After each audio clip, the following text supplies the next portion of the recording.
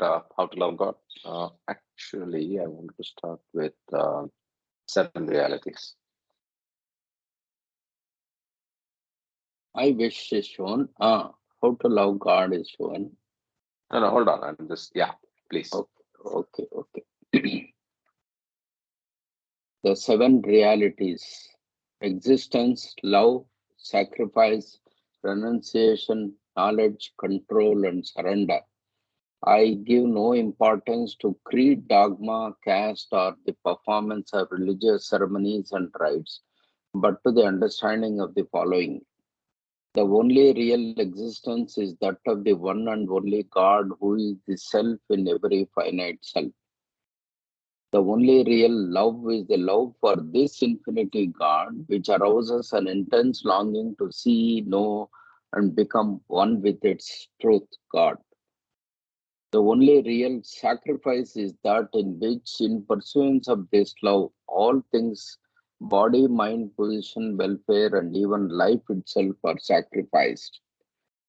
The only real renunciation is that which abandons, even in the midst of worldly duties, all selfish thoughts and desires. The only real knowledge is the knowledge that God is the inner dweller in good people and in so called bad, in saint and in so called sinner. This knowledge requires you to help all equally as circumstances demand, without expectation of reward when compelled to take part in a dispute, to act without the slightest trace of enmity or hatred, to try to make others happy with brotherly or sisterly feeling in each one, and to harm no one in thought, word, or deed, not even those who harm you. The only real control is the discipline of the senses to abstain from indulgence in low desires, which alone ensures absolute purity of character. The only real surrender is that in which poise is undisturbed by any adverse circumstance, and the individual, amidst every kind of hardship, is resigned with perfect calm to the will of God. Avtar Meher Baba ki jai. Avtar Meher Baba ki jai. So here we are back uh, with the next book. And for whatever reason, it's just the three of us. So it's for us to take forward this journey and continue. And I think we picked um, the book Infinite Intelligence. So we'll start with a little bit of background on the book and introduction. It's for a change a trust publication, right? So usually we've been reading books that are Sharia publications, and this is a trust publication. So let's get some background information on the book before we get started, right? So,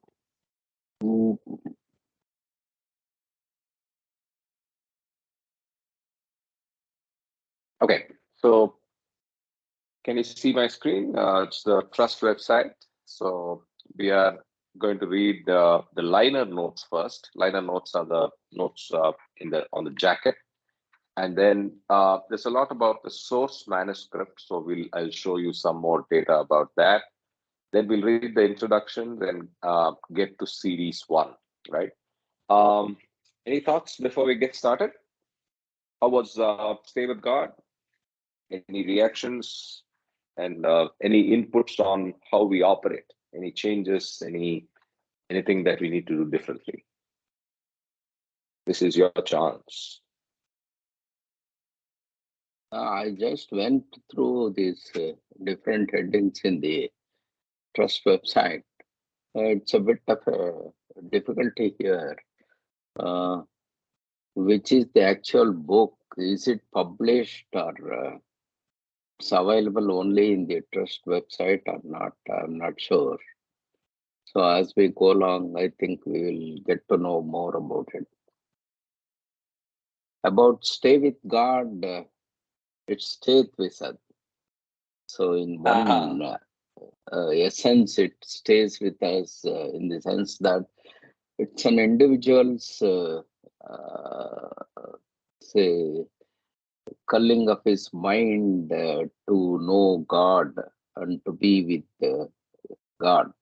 So it's a real poetic expression through and through, and we came to sort of revise God speaks and discourses in bits here and there. Uh, and for those On who are that note, not, without yes, on that note, just to butt in, I can't wait to uh, Godspeak. Go back to Godspeak yes, slide. yes. Right? He has teased us. He has brought out aspects which makes me want to go back. Yeah, go ahead. I'm Uh, sorry to interrupt. and I think that book cannot be read by those who are not introduced to Meher Baba, or Meher Baba has not Books. contacted them. So we need to know a lot about those books which are repeatedly referred to, and only those can really enjoy that. And apart from that, some of us, especially me, who is not exposed to all the world literature as such or philosophical literature, could not get into the crux of so many different things he brings out. So, except for a few which we knew, other things were a difficult proposition to understand. So, if you really want to know everything, you will have to go to the global literature available. So, he is so thorough or able to link so many different philosophical ideas around into this whole book. That is what came to my mind when we read Stay with God. Jai Baba. Super summary. I think you covered it very, very beautifully. Only thing I can add, maybe, is it is for a discerning Western audience, right? And it's for the Yes, future, and it's for people who have an appreciation of the arts and appreciation of literature, and are looking for what next. For me, the last coda was the most moving. In fact, I've been yes, showing it to many people who are not even Babas, right? About how he says art without God is not art at all. We are completely misplaced as humanity on this artistic expression devoid of God, right? So that is provocative, that is powerful, and that is capable. I mean, that has to make all of us reflect, because I think getting God into every aspect of our daily lives is important.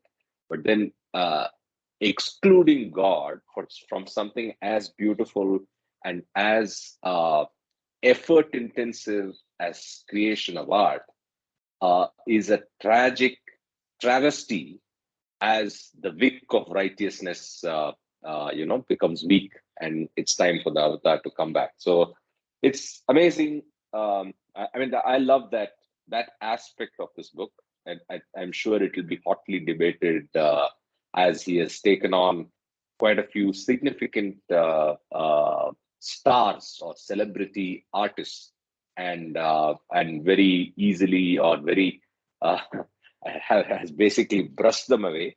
But well, that time will tell.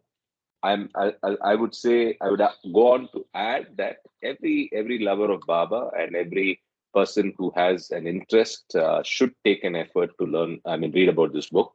And for us, I think, go back to the book and look at one book, one of the parts at a time, and read it just upon for self reflection, just to see how we connect back. The challenge, I agree, Mama, like you said, is our ability to associate back with all the literary works that he refers to. Many of them, from an Indian standpoint or Indian academic standpoint, pretty obscure. Nyal Saga, nobody knows, right? Icelandic culture. We don't know, right? We never read about that literature, right? But given his background of UK, then Australia, and of course, a lot of Asia with Baba, he has actually done something remarkable, right? So, and Baba is not one to diffuse praise on someone, something, or someone without it being deserving. So we'll take it at face value. Yeah. Any others on quick comments on stay with God before we get started on infinite intelligence? Well, Jay Baba, I think that since you just read the seven realities, the definition of God is we know the oils, our innermost loving self. So, this whole exercise of reading God speaks, discourses, and so on is about self knowledge first. Without knowledge, you can't have action. But without action, you can't prove whether the knowledge is theory or practical. So, in that sense, I think that life is an art and a science. The science is basically the laws of nature. By reading God speaks discourses, we understand how nature works. And so I think that the idea out here is if you look at Francis, he being a poet, artist, he was able to translate the God speaks discourses, etc., in his own intellectual understanding. Similarly, I think that probably it shows that each one of us can also write our own thesis, like the way he has done it in our own way. It can be an essay, it can be a poem, it can be non-fiction, fiction, novel, whatever. Just like I think, if I remember the German writer, Hermann Hesse, Hesse, he wrote a book called Siddhartha. He's got some very famous books, Steppenwolf and all that. So Siddhartha was a modern version of what Gautam Buddha went through.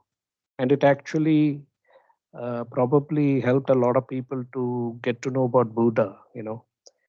But he put a modern twist to it, 18th, 19th century living. So I think similarly that the art is unique to each one of us because of our unique sanskaras. So the way we play the game of hide and seek of this God, game of duality to get over duality, is going to be unique. So I think in that sense, reading Francis' big book gives you a kind of an imaginative aspect where you can be an artist or a poet yourself.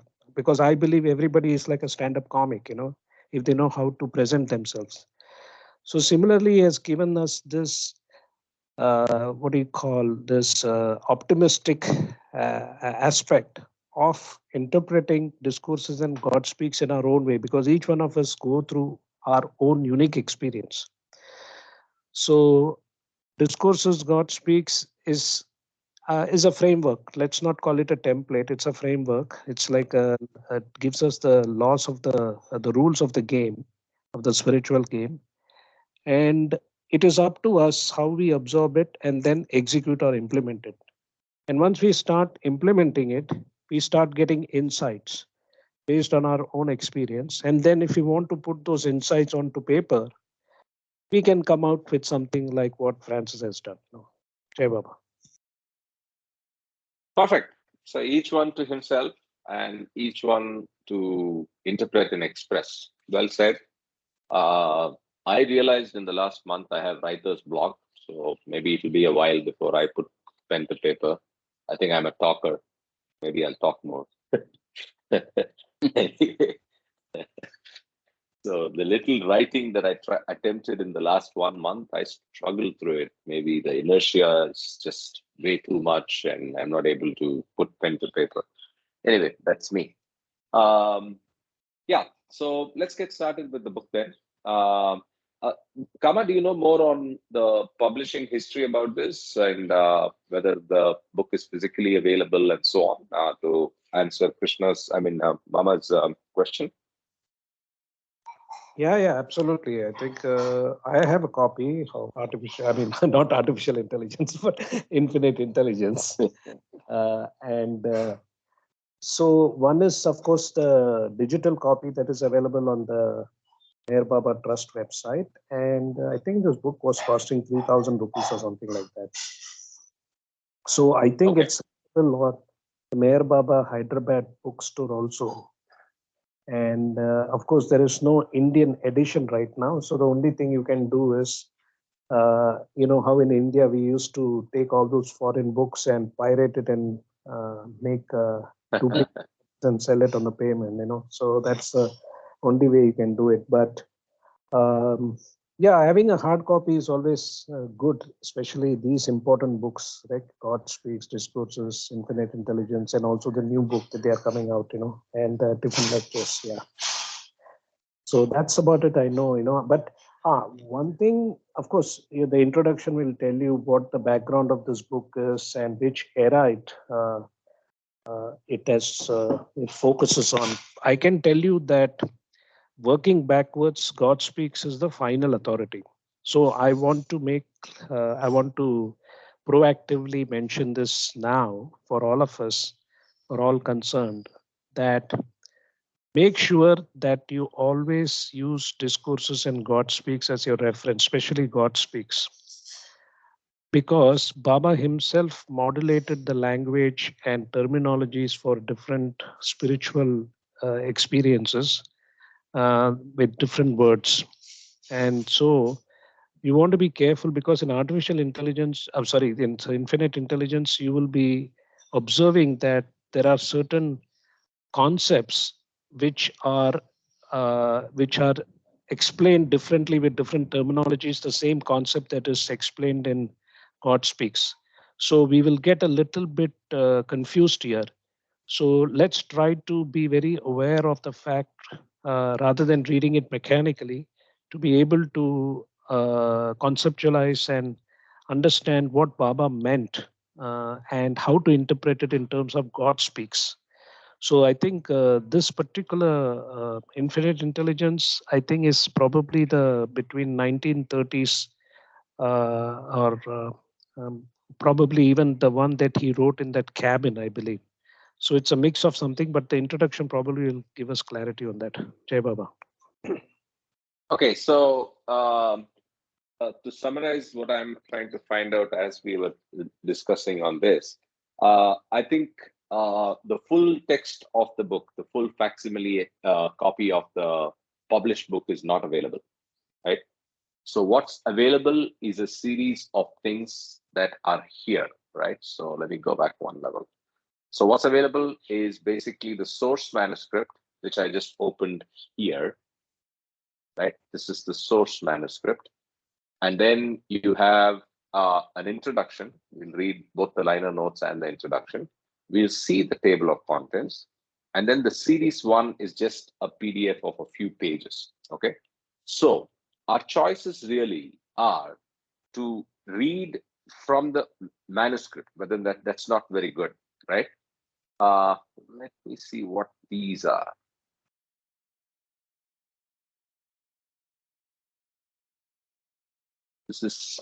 These are manuscripts, I think, which are very difficult from a combined reading perspective, right? So my suggestion would be to have Kama to read from his copy, and then we come back and refer these as we go along.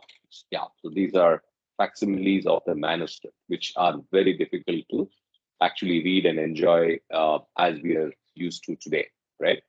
So I think that's my proposal. I hope everybody agrees to that, right? But there is a PDF now. I think you don't need to read the facsimile, I guess. Uh-huh. So there is no PDF. That's what I'm saying. So what we have, Kama, this is the main landing page of Infinite Intelligence. So what I assumed was the series one PDF would be the whole text. I'll show you what series one PDF is. Series one PDF is open here. It's just one of them. It's like a chapter, right? Do you have the physical book with you? So it's 10 pages. No, I don't Right. right now where I am. Yeah, I don't. Oh, okay, you're traveling. All right. So then you have, let's just go back here. So then you have the source manuscript, which is Yeah, badly. Karthik, if you see the previous page, so this series continues. There are a lot of different series. So one after the other, we'll have to read that. So Where are the other series? no, So you series showed one that is page the, now. You showed that page now. yeah, this is series one. No. Go back to the opening Website. Yeah. Scroll down. Yeah. No, I saw So in the these are the website. other Now two also books. I saw when you showed some other pages. The You go to the series one, table there of are a contents. lot of series. Yeah, yeah, yeah. Series. These. Yeah. Yes. So these, So this gives the unfortunately, whole book. are no. So I'll show you what's happening. So these are basically the actual manuscripts. Wow. Right? So I'll just show you. Yeah. So this Wow. is what we just opened.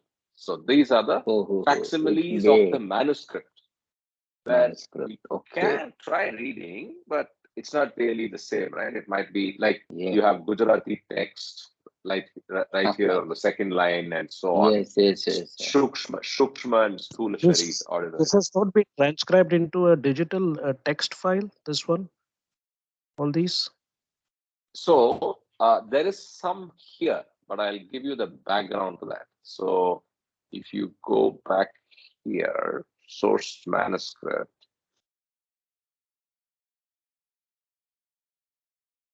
Apologies, I should have done some more research on this before picking it up. In 1926, Meher Baba gave it rich, published under the four. That book is based on a two-volume manuscript, Intelligence Notebooks 1 and 2. Okay, so that's the physical manuscript. There's also a concordance that matches up pages in the book with pages of the manuscript. So we saw the concordance here. So these are the correlation between the folio and the page. Okay, and that's this. Then this is the complete infinite intelligence text. My assumption is this is the complete intelligence test, by the That's what. way, which That's I'll. what you should read. So that's what you should read. That first one. That go back. Yeah. So this is 328 pages. What I'd like you to do, Kama, when you get the first chance, is to confirm to us that this covers it all, right? This is not a facsimile of the book, but reasonable to assume that it has all of it, right? Okay.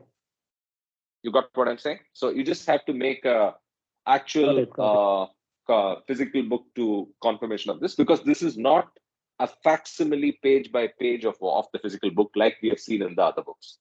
But I'm sure reasonably that all of the content is there, simply because the way it's described here,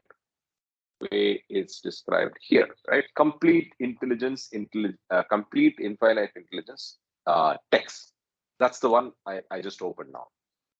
Okay. So with that being said, let's get started.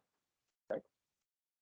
And when do you get access to the physical book from a time standpoint? If not today, question for you, Kama. Can't guarantee because of my very crazy schedule.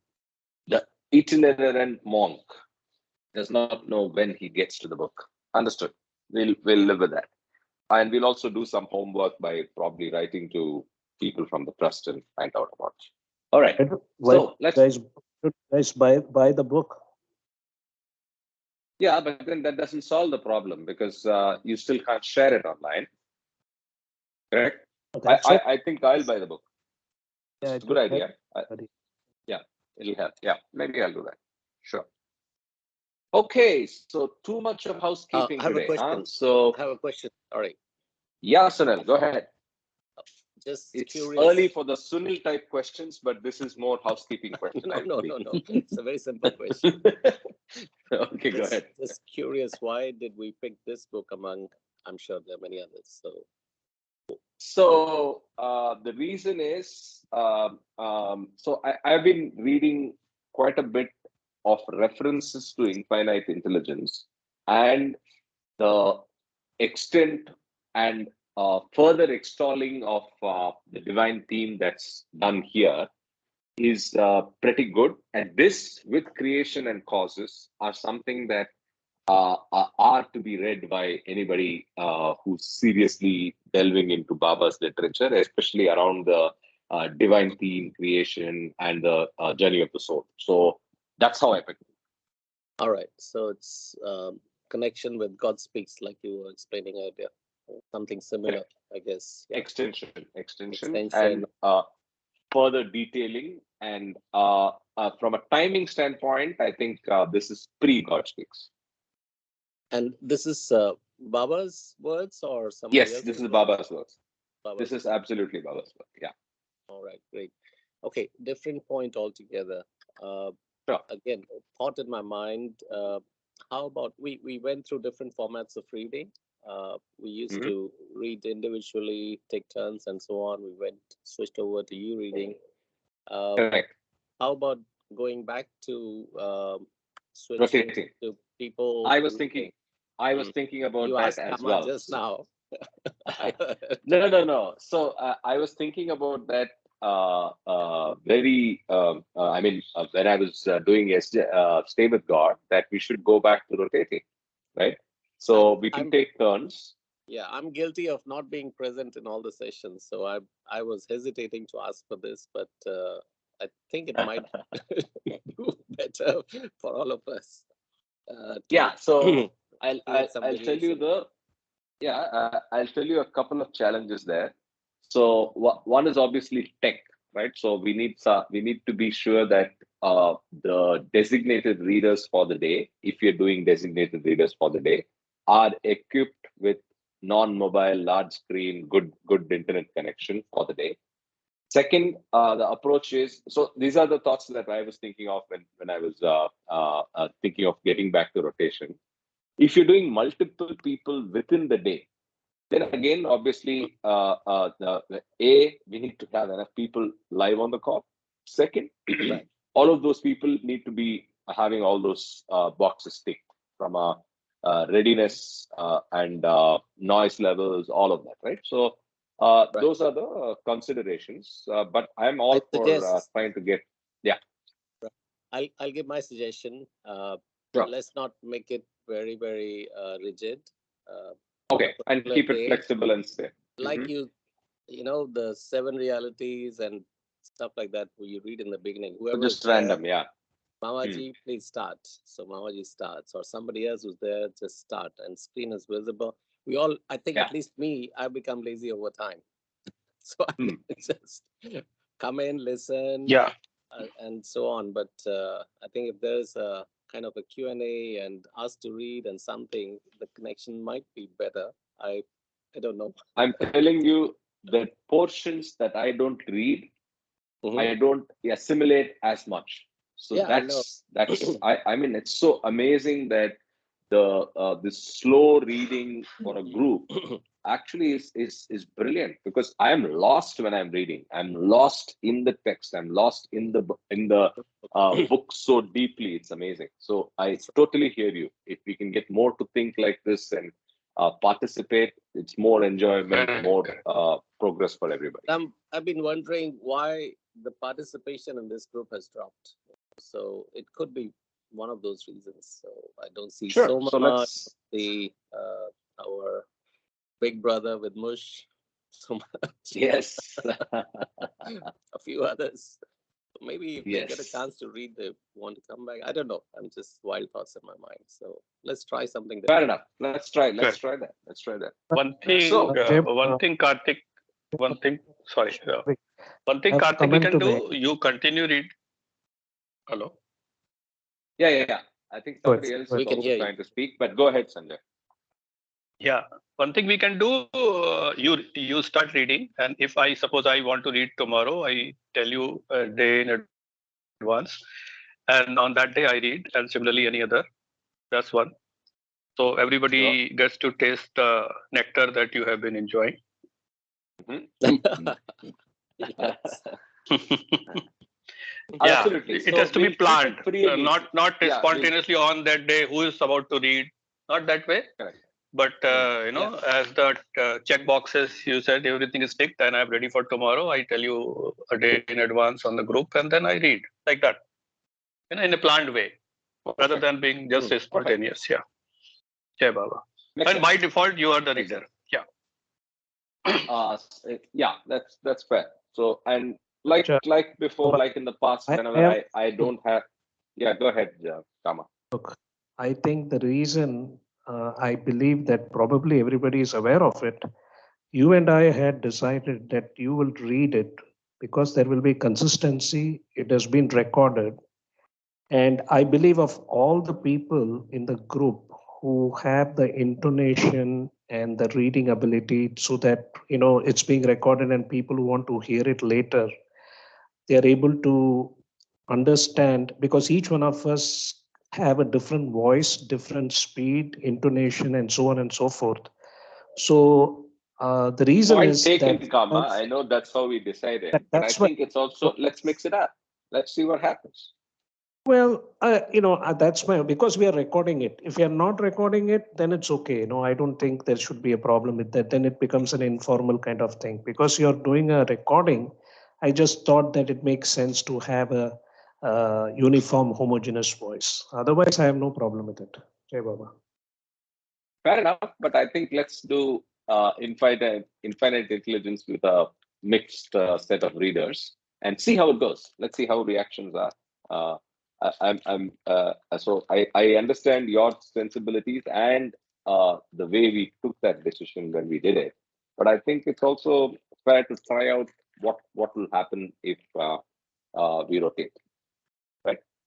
Different folks for different strokes for different folks, different voices for different people, different accents for different people.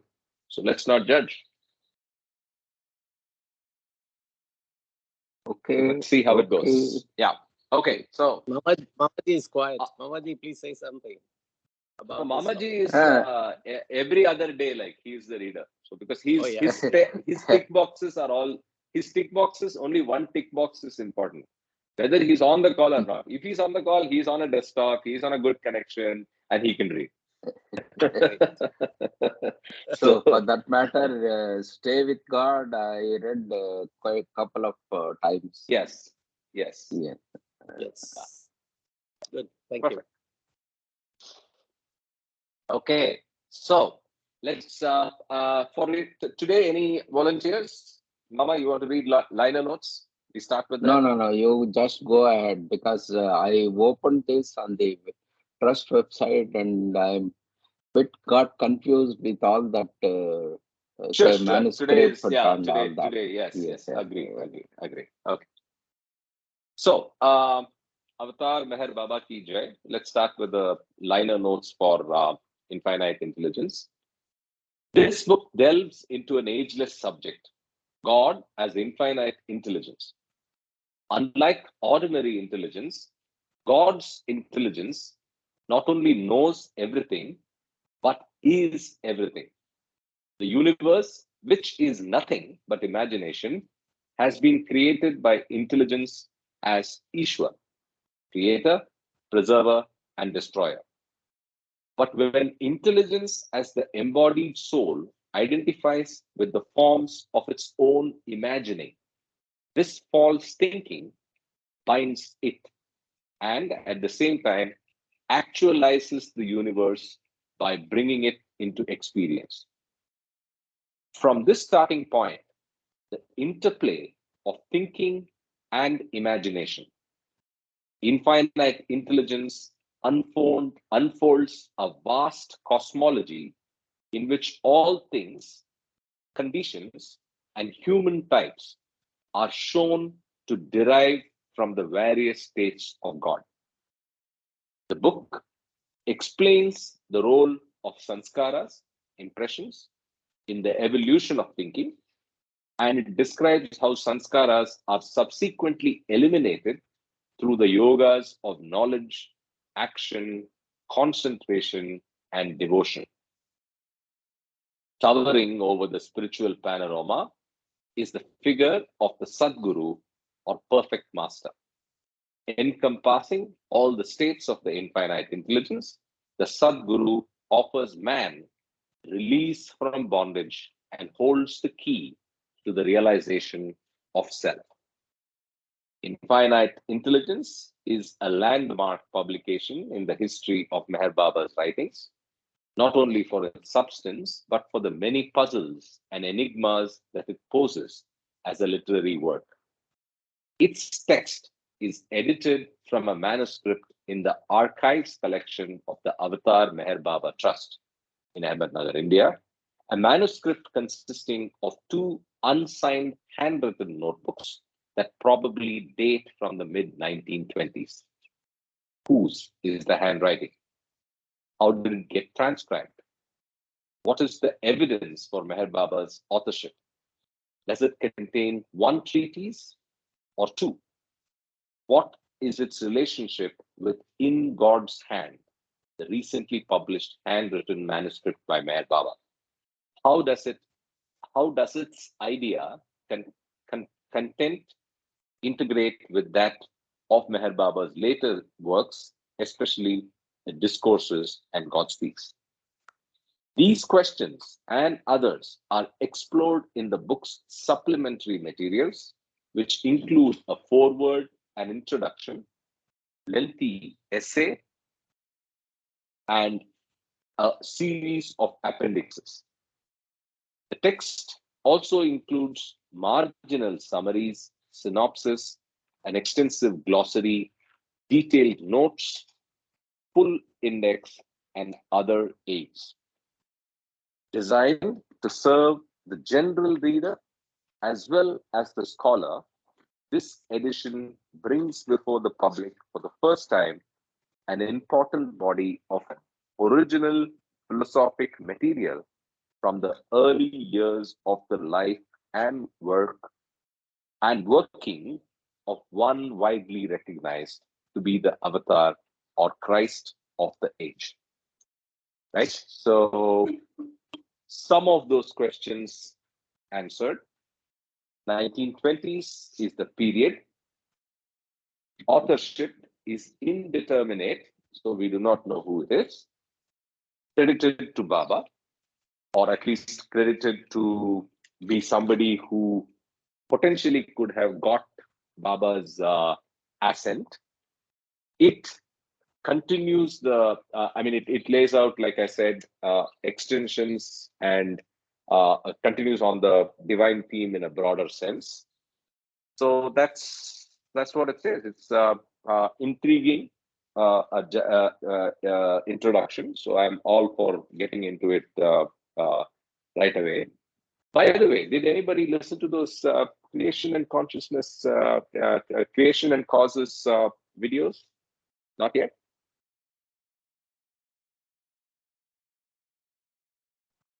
I'm not finding time to hear that. Yes. Whoa. Okay. You should make time because I'm betting on you. I'm betting on you to come and tell us how good it is. Then the others will also go. So I'll Yeah. again. So creation and cause and its causes are also same period, right? It's the 1920s. It's Baba's seclusion and its texts and speeches, actually sessions that he has with the Premashram boys, right?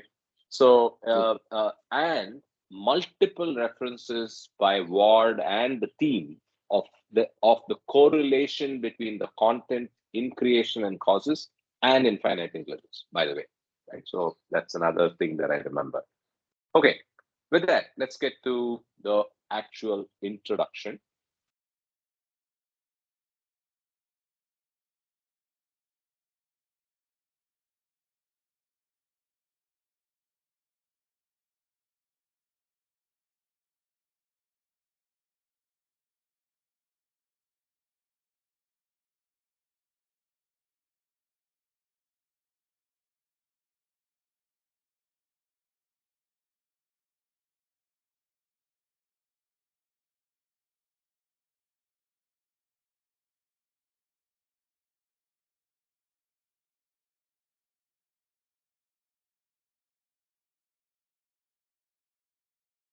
Okay, that's where we are.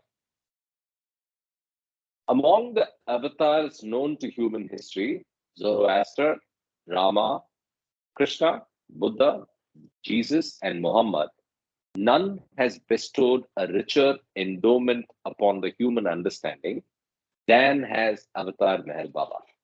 His various messages, explanations, and discourses given over a period of nearly 50 years provide an account of God and creation that is simple, comprehensive, and profound. The most important of his statements in the so called philosophic domain is God Speaks, an exposition that stands unparalleled in the world of spiritual literature.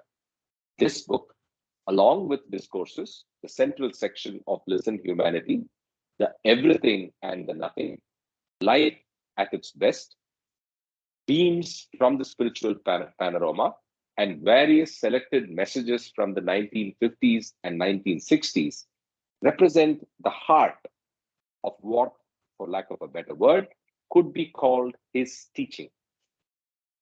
So I'll pause here. So, along with God Speaks, the books are discourses, Listen Humanity, the everything and the nothing, and something that we have ignored for long, life at its best. So that's something to keep at the back of our mind for future reading. Yes. So we have read all the others in this list other than life at its best, right? Just wanted to make that point. Yet, in the last few years, I continue from here. Yet, in the last few years, a body of manuscripts from a much earlier period has come to light. Texts that, while reiterating many common themes, present several new perspectives and show a different pattern of emphasis than do the later classic writings. These records from the 1920s, while they in no way displace Meher Baba's primary published works, do show that the framework of understanding that one can derive from them is far from complete, despite what one might be tempted to suppose, and that the universe of spirituality has dimensions and domains that until now have hardly even been hinted at. This present volume constitutes an edition of one of these newly uncovered manuscripts, currently being cared for by the Avatar Meher Baba Trust in its archives collection. Actually, that manuscript fills the greater part. I'll just get the infinite scroll going. One second.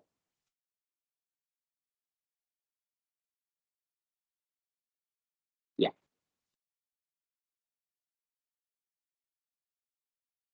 I'll read it again. Actually, that manuscript fills the greater part of two notebooks, which the editors have named the Intelligence Notebooks, Notebooks 1 and 2. And the text of the manuscript divides into two segments, a longer that runs to more than 200 notebook pages, and a shorter that runs to 44. After much deliberation, the editors have concluded that these two segments most likely comprise separate, though related treatises. Accordingly, the contents of this edition include two titles: Infinite Intelligence as All in All, and Sadguru and the Light of Intelligence. The identity of the manuscript's scribe has not yet been established, though clearly the handwriting is not Meher Baba's nor that of certain key disciples from the period. Almost certainly, the manuscript as we have it is not an original draft, but a fair hand copy. That is, a transcription from some original intended to serve as a readable, permanent record. At no point does the manuscript name its source or author. Nonetheless, the editors of this volume, as well as the other readers who have closely studied the original manuscript, agree unanimously that the ultimate source and author must have been Meher Baba, whatever mediums and channels may have been involved in the recording and transcription process. For no one else connected with Baba's early ashrams composed material even remotely of this kind. This supposition is corroborated by the fact that several folios from the second segment of the manuscript in Notebook 2 reproduce a portion of Baba's handwritten text published in God's hand. A fuller discussion of all these questions of manuscript and authorship appears later in this book.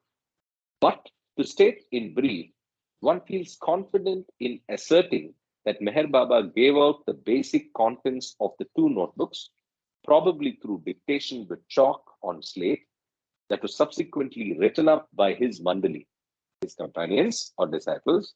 In the course of this writing up, these disciples most likely contributed to the manuscript's prose style and form of presentation.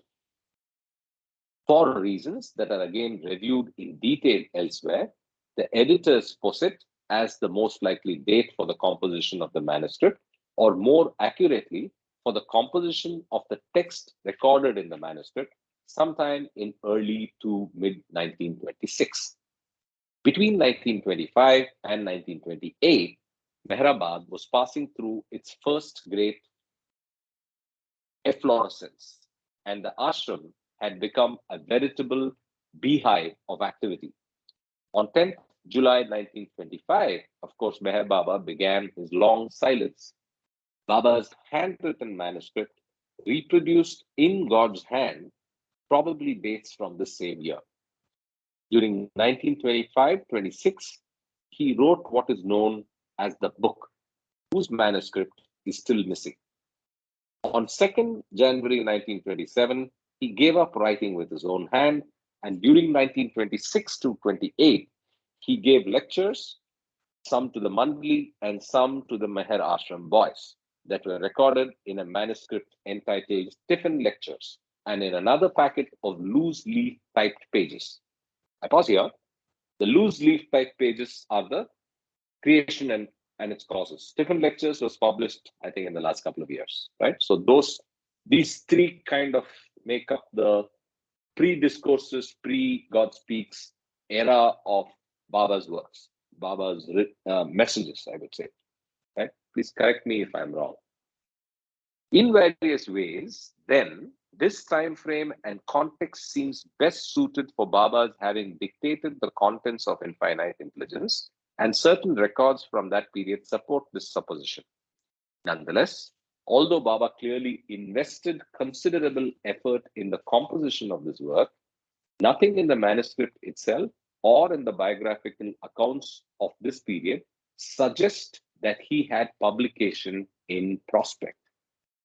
Indeed, though the manuscript is clean and carefully produced, it was not edited into publishable form, as Baba arranged to do in later years with his various published books and messages. Had Valnatu not found the two notebooks shortly after Meher Baba dropped his body in 1969, we would have no inkling that this manuscript existed, and so an entire chapter in the history of Meher Baba's early work would have remained closed to us. The contents of the intelligence notebooks, though in some respects surveying familiar ground, will in other ways probably surprise many followers of Meher Baba and students of his later writings. For example, he characterizes God as intelligence, a God term rarely seen in his various books and messages from the 1930s to the mid-1960s. In 1967, however, Baba dictated to his Mandali Bhav Kalchuri material that was subsequently published as the 200-page essay, Infinite Intelligence, in Bhav's book, The Nothing and the Everything. You may all recollect, we have read that section in Nothing and Everything. Baba indicated to Bhav and several close disciples that the points he revealed in the course of that dictation constituted 10% of the material in the book. Now, the book referred here is the book that's not found here. We remember references to that even in Bhav's introduction.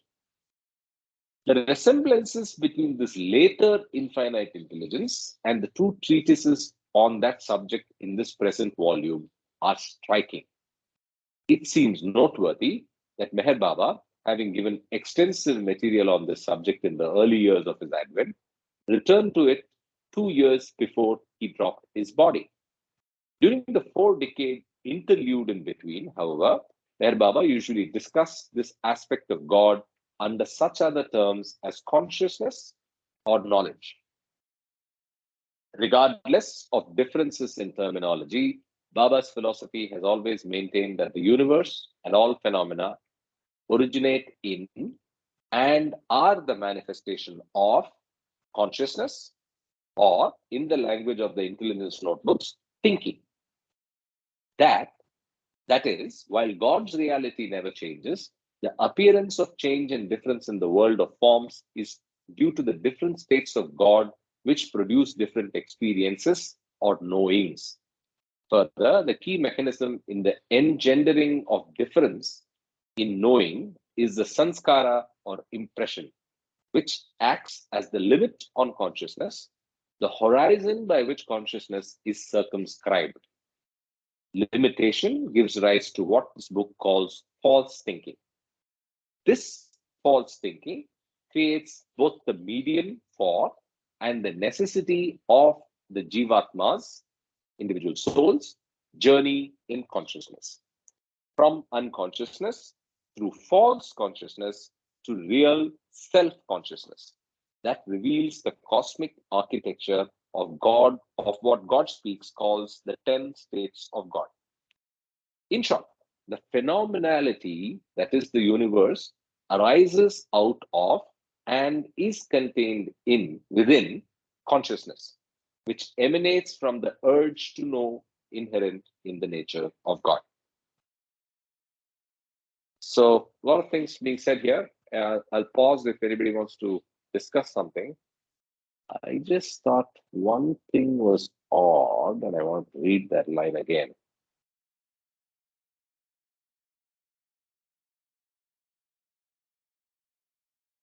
Yeah, so he uses a term thinking, right? Yeah. Which, so how's that contrasting with intelligence is what I wanted to. There was one line about that. In many ways, this is the time. Not to, not on different stuff. Okay, come back. Or knowledge, regardless of thinking. There it is. So, regardless of differences in terminology, Baba's philosophy has always maintained that the universe and all phenomena originate in and are the manifestation of consciousness, or in the language of the intelligence notebook, thinking. So, this is also in the liner notes. In the liner notes, also, the word thinking was kind of parallelly used with consciousness, and that seems to be something that's unique to this book. So, I'm just drawing your attention to it. We'll find out more, right? So, any other thoughts before we continue? Yeah, I think again this is a clear indication as to the terminologies used in intelligence, in infinite intelligence, and the notebooks and God speaks. So the insight that I got was that till God speaks, when you look at different lectures, the Premashram boys, stuff, and then this particular notebooks that were found, Baba was basically orally describing the theme of creation. But only in the 1950s, like between 1950 to 55, he kind of dictated the God speaks very rigorously to edit so it could be put on paper. And then it got edited by Ivy Deuce and, the other chap. And so in a way, I think there will be some conflicting terminologies. So thinking here, basically, one can say imagination, because the only thing we do when we get up in the morning is, to me, the way I look at it, the Paratpar Parabrahma state is our sound sleep state. And when we wake up in the morning, it is the Paramatma state, where basically you either do intelligent action or unintelligent action. So this is how I've interpreted the 10 states of God and the main two states, state one and state two. Yeah, so we'll find out more. and good context on the timing and sequence of these things. We'll find out on what why Baba says thinking more as we uncover in this book. I continue. One will find this fundamental theme at the core of infinite intelligence, as well as in the most of Meher Baba's metaphysical writings and messages. Much that this book presents, however, will be new to most readers. Nowhere else has Meher Baba so clearly correlated the three states of wakefulness, dreaming, and sound sleep with the tripartite division of creation into the gross, subtle, and fine spheres. I repeat this line. Nowhere else has Meher Baba so clearly correlated the three states of wakefulness, dreaming, and sound sleep with the tripartite division of creation into the gross, subtle, and fine spheres. That's fair because we have never seen that correlation. God Speaks talks about what Kama told 5 minutes back, which is the journey of, the Supta Avastha, the sleeping state being closest to godliness, and the fact that the universe wakes up when we wake up is covered in God Speaks. But this analogy or this correlation between the states and gross, subtle, and fine seems to be interesting. So we look forward to reading more about it. Indeed, I think the fine sphere. Yeah, go ahead. Karthik, you can mark this with some color. Okay. Sure.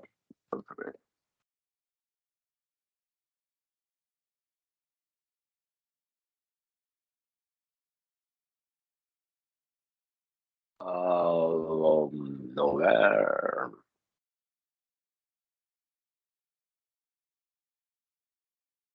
Yeah.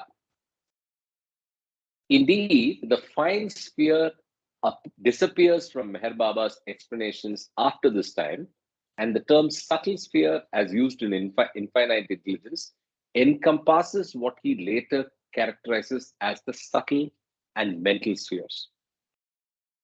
So, what is he saying here? Indeed, the fine sphere disappears from Meher Baba after this time, and the term subtle sphere, as used in infinite, encompasses what he later characterizes as the subtle and mental sphere.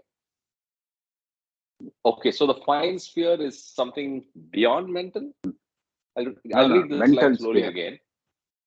But that's not the way this line reads. Indeed, the fine sphere disappears from Meher Baba's explanations after this time, and the term subtle sphere, as used in infinite intelligence, encompasses.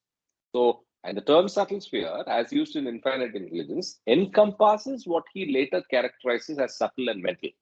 So, is fine sphere seventh plane and beyond? I don't know.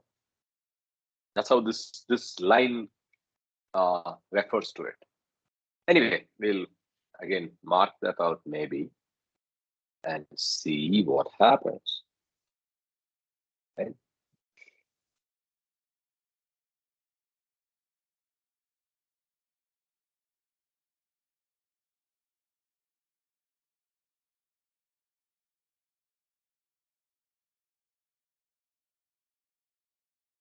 Also, I continue. Also, original to this book, though reappearing in Bhav's Nothing and the Everything, is the distinction between imagination and thinking. So, more on that here. Or, to use the parallel terms, between creation and realization. So, imagination is creation and thinking is realization. Interesting. Please note and please pay attention now. Also original to this book, though reappearing in Bhav's Nothing and the Everything, is the distinction between imagination and thinking, or to use the parallel terms, between creation and realization. Creation, which occurs in the domain of imagination only, is the act of Ishwar, while the realization of what Ishwar has created occurs through the thinking of infinite intelligence as the realizer, the Jivatma, the Bandha, or the bound one. Infinite intelligence provides much new information about Ishwar, who corresponds to the third state of God in God Speaks. We learn, for example, that Ishwar's functioning as creator, preserver, and destroyer intimately relates to the daily human cycle of sleep, dream, and wakefulness. We also learn that Ishwar, through creating and imagining everything, though functioning as the Lord of the universe and the bestower of all worldly benefits, himself realizes nothing. That is, he neither experiences the universe that he is the Lord of, nor does he realize himself as Paramatma, which is the Oversoul. He is the agent of the infinite expansion, sustenance, and contraction of that originally most infinitesimal point, that is the imagination or universe, but himself has no real standing in the actuality of universe experience or in the real state of God. Lot to unpack that. Uh, I think you need to read that once again. It's a bit jumbled up as we were reading. Oh, really? Okay. So I'll read the whole thing again if you want. Also original to this book, though reappearing in Bhaw's Nothing and the Everything, is the distinction between imagination and thinking, or to use the parallel terms, between creation and realization. So imagination is creation. We can relate to that. Thinking is nothing but the process of realization. So getting rid of the false thinking, going through the journey, going through the path, and getting to actual realization is what he's calling as thinking. So imagination is creation, thinking is the journey. Creation, which occurs in the domain of imagination only, is the act of Ishwar, while the realization of what Ishwar has created occurs through the thinking of infinite intelligence as the realizer, the Jivatma, the Bandha, or bound one. Infinite intelligence provides much new information about Ishwar, who corresponds to the third state of God in God Speaks. We learn, for example, that Ishwar's functioning as creator, preserver, and third state of God in God Speaks. Can anyone clearly clarify? so yeah, I'll let Kama jump in. Yes. I think the third state is the Paramatma state. Paramatma. Sorry. The creator, preserver, No. dissolver state. So first state is Paratpar Parabrahma.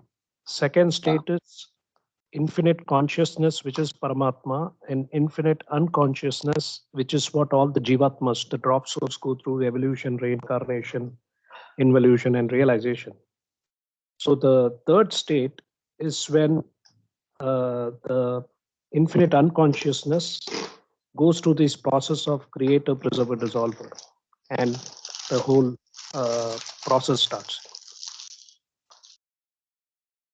Okay, thank you. Okay. We learn, for example, that Ishwar's functioning as creator, preserver, and destroyer intimately relates to the daily human cycle of sleep, dream, and wakefulness. We also learn that Ishwar, though creating and imagining everything, though functioning as the Lord of the universe and bestower of all worldly benefits, himself realizes nothing. That is, he neither experiences the universe that he is the Lord of, nor does he realize himself as Paramatma. He is the agent of the infinite expansion, sustenance, and contraction of that originally most infinitesimal point, that is the imagination or universe, but himself has no real standing in the actuality of universe experience or in the real state of God. So the distinction being made out here is the fact that the CP, the creator the sustainer role, is not the full aspect of God, and it's a rather limited aspect, but and he does not have the experience, which is the big aha here, right? So he does not have the experience. So it's almost like a procedural thing. You need to get the expansion and the creation going, and you need to manage it, and you need to destroy it even. So it's that's the way I am understanding it. Anybody else? I think in God Speaks, infinite unconsciousness, which becomes all the drop souls, which goes through the process of evolution, reincarnation, involution. That is basically when the drop soul is in the human form. Baba calls us God in man state. So it's not different from the God. Paramatma is infinite consciousness, which we know, and he is already self realized. But the infinite unconsciousness, after the most original whim, is going through this process because now the question is, why does the whim happen? We know that it's because of the latency, it's latent in it. The second thing is, why does it get split into two? Now you can't ask why, because that's how it is. It gets spontaneously and simultaneously split into infinite consciousness state 2b and infinite unconsciousness state 2a. So state 2b realizes itself as Paramatma. So that we know. Now state 2a, infinite unconsciousness, is all the drop souls like us, including Meher Baba, because he was the first drop soul who became the avatar. So Buddha, Rama, Krishna, all those are the same drop soul. So all of that had to go through this process of evolution till realization. And I think that this is part of the imagination because we know from God Speaks, right from the time of the whim, everything is God's imagination. And you can correlate that to the lover and the beloved, from everything and nothing. So we should not disassociate ourselves because we are in the image of God, except that we have sanskaras as a veil that is covering us from unveiling the divinity in us. That is the process we are going through.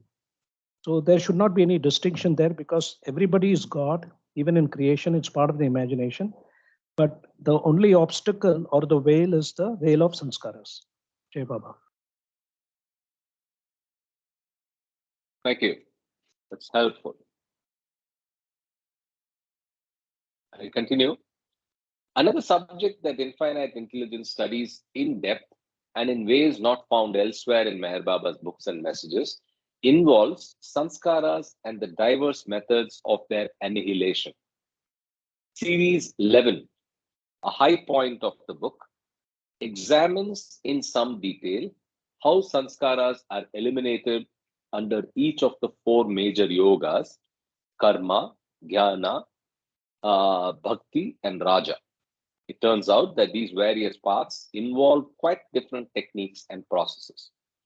The extended analysis of Bhakti Yoga, or the yoga of devotion and love, in this chapter culminates in a powerful evocation of the Sadguru as God, both with and without attributes. Ishwar, the creator, standing at his left hand, and Parameshwar, unconscious God, at his right. Though infinite intelligence itself is an exposition within the modality of knowledge or gyan, this section of the book makes it clear that love is the most direct route to God, and that the Sadguru, God as man, is the supreme and ultimate object of all worship, service, and devotion. So I didn't understand one thing here. So what is standing at his left hand and at his right? What's going on here? The extended analysis of Bhakti Yoga, or the yoga of devotion and love, in this chapter culminates in a powerful evocation of the Sadguru as God, both with and without attributes. So Sadguru, I'm struggling to see what is Sadguru as without attributes. Because Sadguru is only with form, right? So how can you have a formless Sadguru? Second, Ishwar, the creator, standing at his left hand, and Parameshwar, unconscious God, at his right. Oh, it's a visualization. So the Sadguru, so the Sadguru is visualized as having the left hand as the Ishwar, and the right on his right he has Parameshwar, which is the unconscious God. By the way, I was not aware that Parameshwar is the unconscious God. Yeah. Right? So Paramatma is conscious God. So Parameshwar is unconscious God. I mean, in Baba's ontology. Let's again, just to be clear, in Baba's ontology. Yeah. Okay.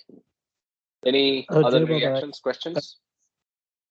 yeah, I think it's confusing out here. Again, it's again, for example, I was looking at the God Speaks, which I have with me, and the previous paragraph, which I want to restate first, where you talked about Third, the third state. Okay, the three states.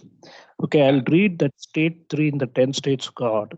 It says God as emanator, sustainer, and dissolver. In this state, God brings into play his three principal attributes of emanating, sustaining, and dissolving. This three in one state, these are attributes, corresponds to the trinity of Vedanta: Brahma, creator; Vishnu, preserver; and Mahesh, destroyer. The Which Sufi page number, synonym, please? 167, bottom. Okay, please go ahead. So the Sufi synonyms of which are the terms Afridgar, Parvardigar, and Fanakar. The three attributes of God, which is the emanator, sustainer, dissolver of God, are expressed through the three archangels: Israfil, the angel who creates life; Michael, the angel who sustains life; and Israel, the angel who destroys life.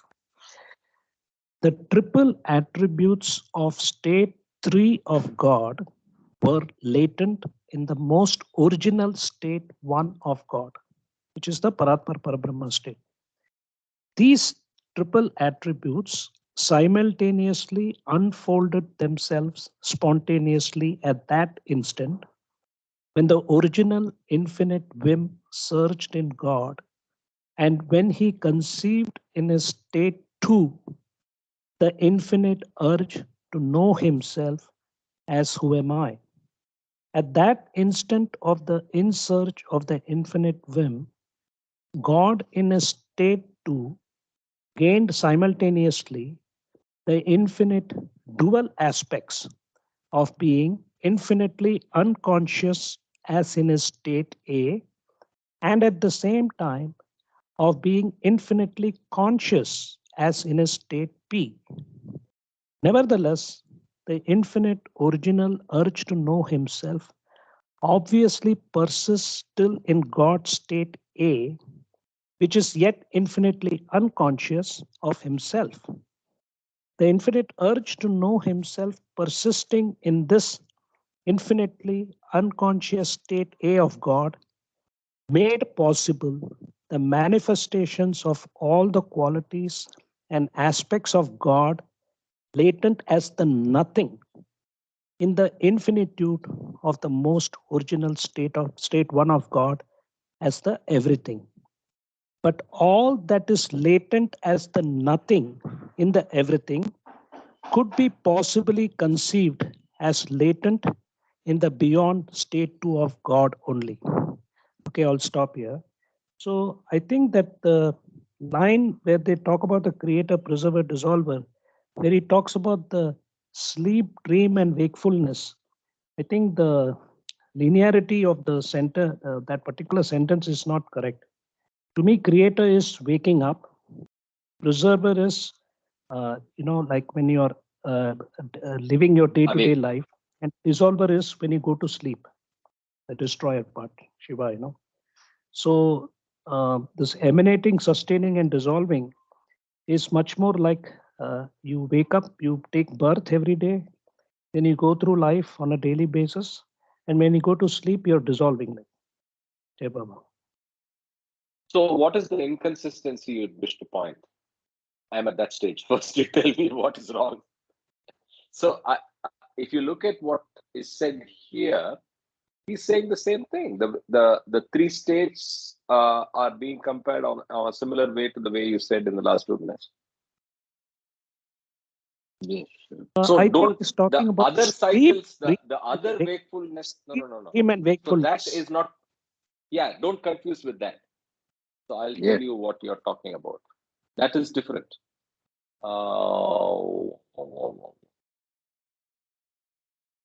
We marked that out, right, Mama? Yes, yes. Yeah, we marked that out. That one we didn't mark out. No, because there are four in that. In the human cycles of sleep. No, this is the second reference. The first reference is above, and she talks about. So this is the other reference. We marked it. Nowhere else has Meher Baba so clearly correlated the three states of wakefulness, dreaming, and sound sleep with the tripartite division of creation into gross, subtle, and fine. So that's one analogy or one correlation. The other correlation is what exactly is in God's speech, which is what you read and what's covered in this place where we were when we went to God's speech. We also learn that through creating. Okay.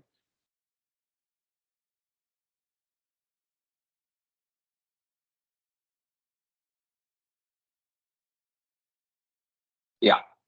We learn, for example, that Ishwar's functioning as creator, preserver, and destroyer intimately relates to the daily human cycle of cycle of sleep, dream, and wakefulness.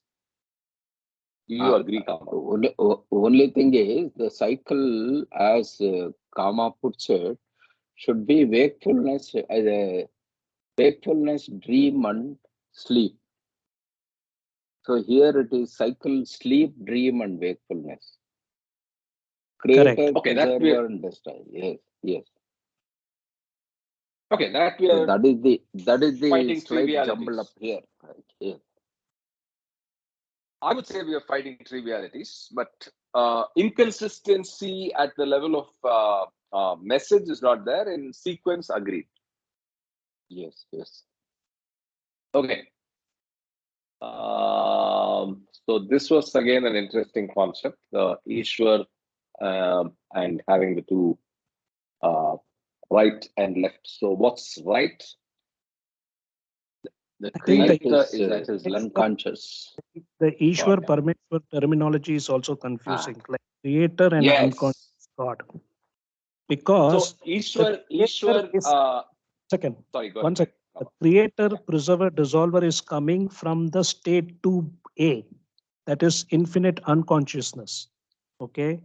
Paramatma is state 2B, infinite consciousness. So unconscious God and creator. So it's basically unconscious God is all of us drop souls, which are part of the state 2A. Okay. But we know the third state of God, who is a creator, preserver, dissolver, which are attributes which is part of the nothing. Okay. So in the end, in God speaks, we know that there is only two real state. The original state of God when he's asleep, super consciousness, where only consciousness exists and not God is state. And state 2B, which is what state 2C to state 2B, which is what happens to all the people who drop their body. All of us are basically going through this process, and ultimately you attain, when you attain Nirvikalpa Samadhi, you have the God is state, and you're also conscious of your Paratpar Parabrahma state. That is what I understood, Jai Baba. No, I feel what he says, that left hand is where he is unconscious and trying to become conscious. That is the whole process of this journey. And the right is the beyond state. Maybe they have used a terminology which is confusing. So are you saying the right part creator should be Paramatma state 2B and unconscious God should be state 2A, infinite unconsciousness? Yes, yes. So Sadguru That is represents the both definition. Yes. simultaneously. See, that is why I'm saying always refer to God speaks and try to interpret from that point of view all these Yes, terminologies. yes. Conscious God, because Ishwar Parameshwar is our new terms now, which is not included in God speaks. So By I the way, believe Parameshwar is less used generally. But Ishwar, let's lock it in our heads, is the creator, preserver, dissolver role from a ontology perspective. I'm looking at it from the editorial style of creation and its causes, infinite intelligence, and different lectures, right? Parameshwar is lesser used, right? But I agree with the inconsistency or the ambiguity introduced by use of word Parameshwar and Paramatma and Ishwar.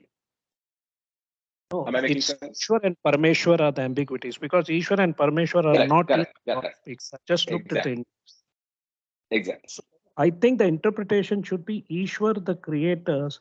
It could be Ishwar, that is state infinite consciousness, state to be, and unconscious God, Parameshwar, should be the infinite unconsciousness, all of us, state 2A.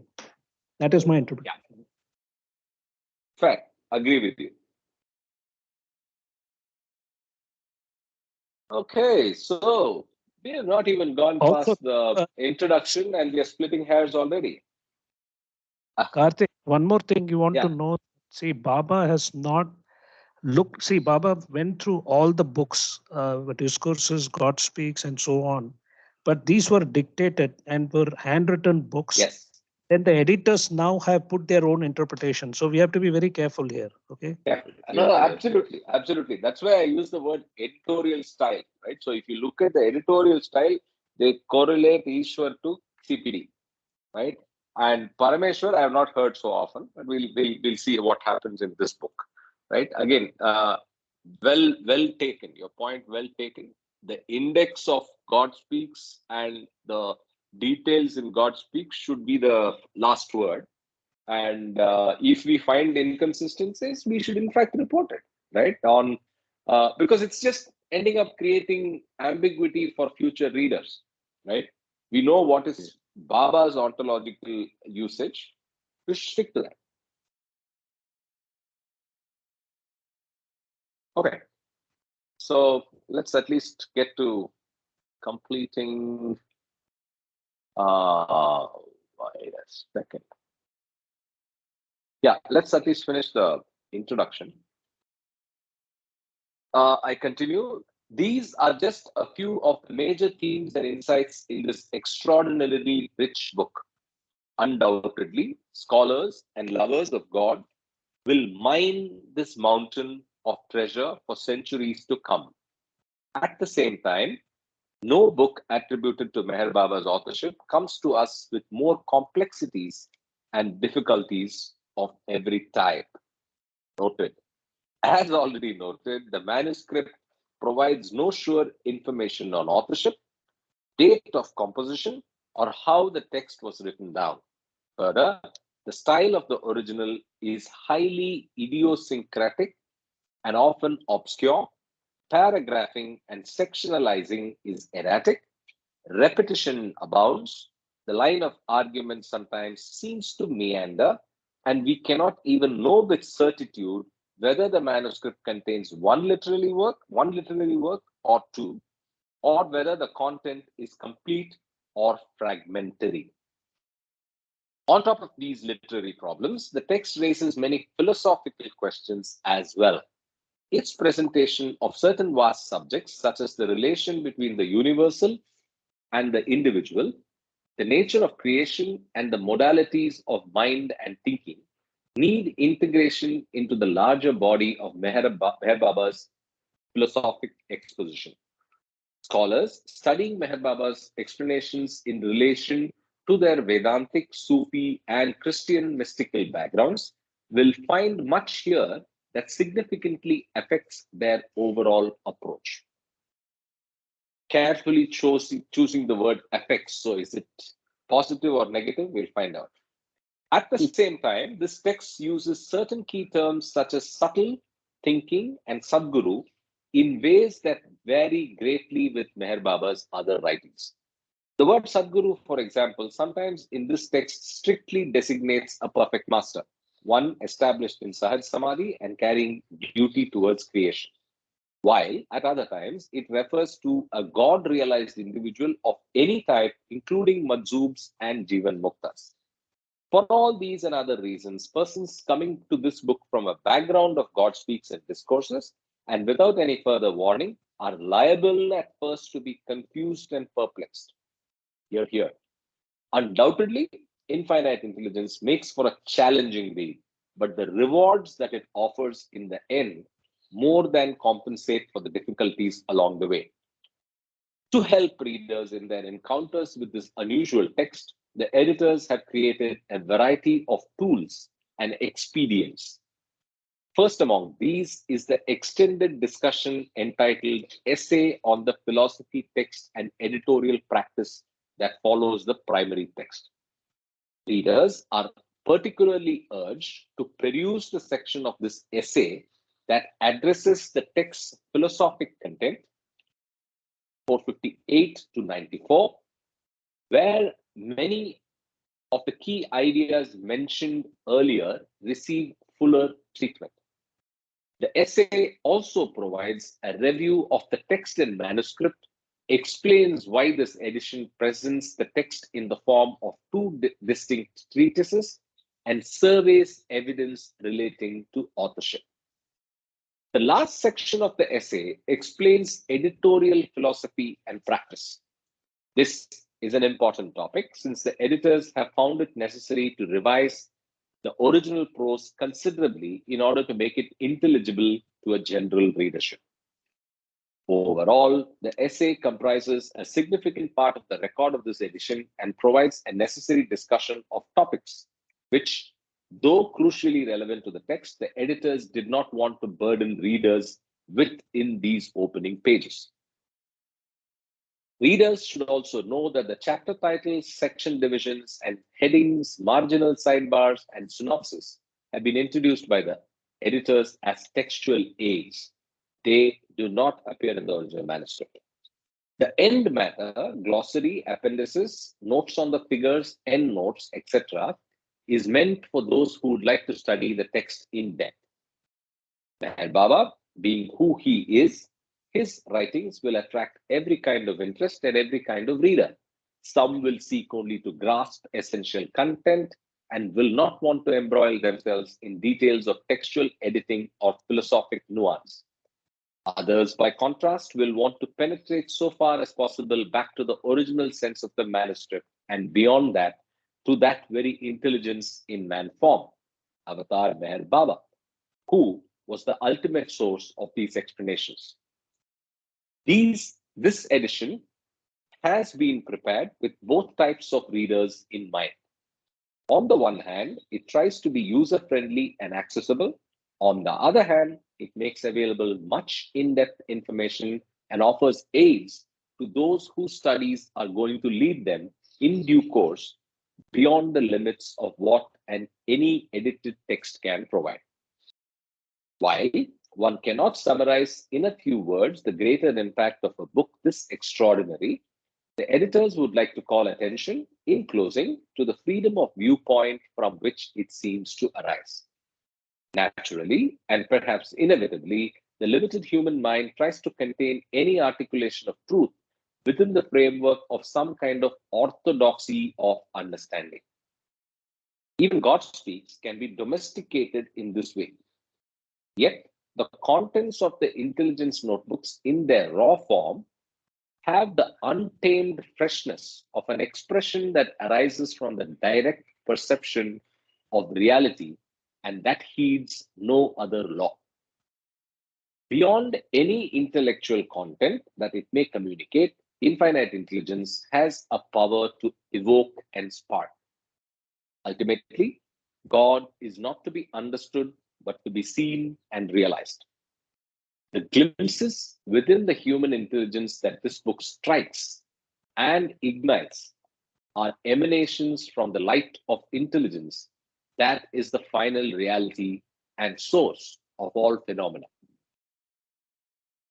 So, nice poetic line to end the introduction. The glimpses within the human intelligence that this book strikes and ignites are emanation from the light. Now he uses big L of intelligence. Again, big I. That is the final reality, big R, and source, big S, of all phenomena.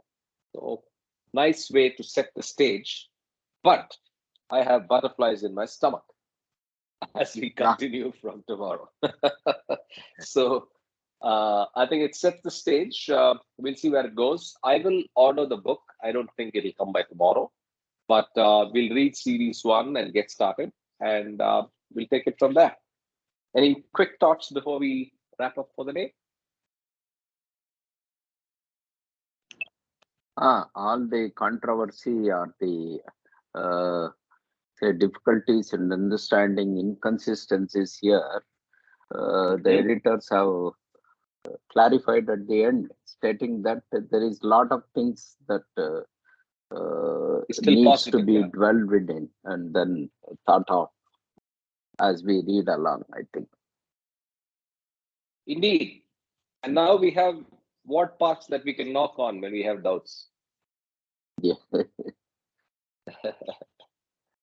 So with that, let's wrap up. Sunil, you had your mic unmuted. You want to say something before we wrap? I just wanted to ask, if you get the book, is there a way to convert it to PDF, or it doesn't work that way? You can, like Kama said, it's the piracy route, but I do not want to do that. Okay. Instead, I will write to the trust to get a facsimile copy on the condition that I will not share, and I will use it only for the readings. If that works, great. Else, we'll figure out what to do. That's what's All right. running in my head right now.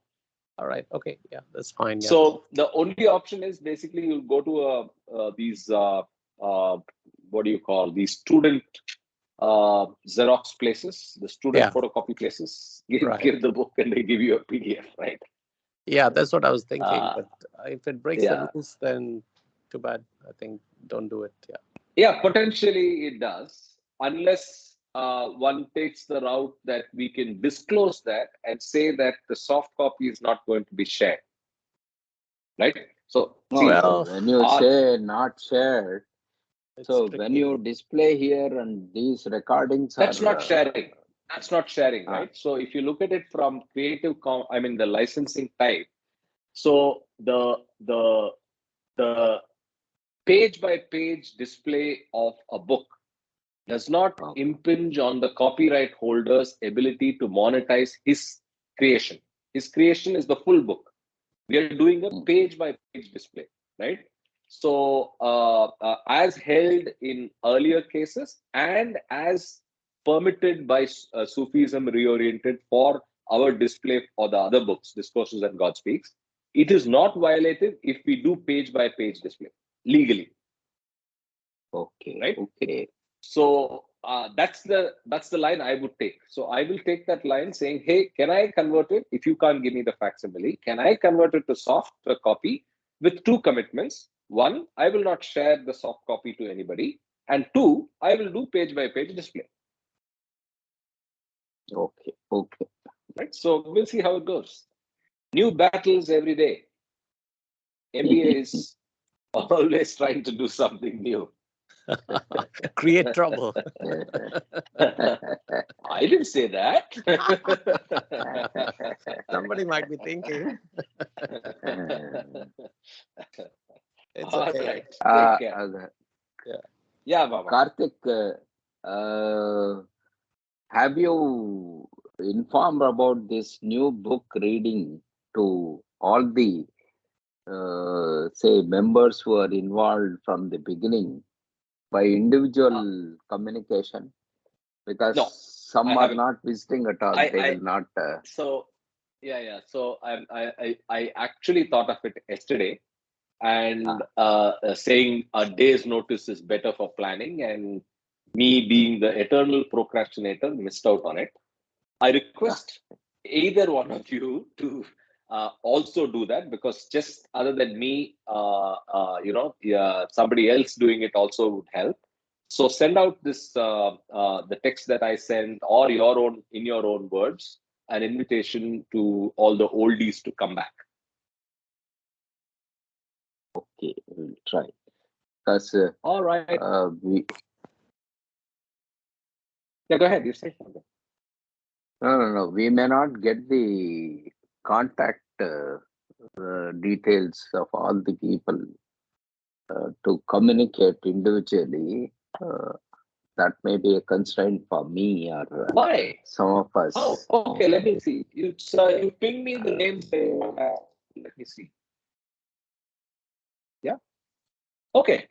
All right, guys. Okay, we'll Everybody see. have a great Saturday, and let's see you all tomorrow as we continue this enigmatic journey into this book. Yes, yes. All right. Jai Jai Baba. Baba. Jai Baba. Jai Baba. Jai Baba. Jai Baba. Jai Baba.